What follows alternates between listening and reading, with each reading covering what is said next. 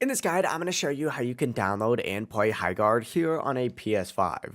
Before we do get into this guide, make sure to like the video and subscribe to the channel with all notifications on. It really does help the channel and lets us know that you want more content like this. We'd greatly appreciate it, and if at any point throughout this guide you did have any questions, just ask them down in the comment section below and we can help you out further. I'm going to be doing my best to reply to every single comment down there. Now, first things first, what you're going to want to do is start on your PS5 home screen. And once you're on your PS5 home screen, go ahead and scroll over to the PlayStation Store and select it. From here, go ahead and just scroll up to the top where you see this little like search bar. Go ahead and select that magnifying glass and search in this section specifically for Highguard. Once you search for it, select it, and then of course it'll go ahead and show you all the search results. Go ahead and select Highguard just like so, and then from here where mine currently says play game, you'll see a download and install option. The game is completely free, so all you have to do is press download, and after a few seconds the download will start, and then you could return to the PS5 home screen, and whatever the game finishes downloading for you, all you have to go ahead and do is just open it up just like so, and you'll be able to start playing Highguard. It really is as simple as that.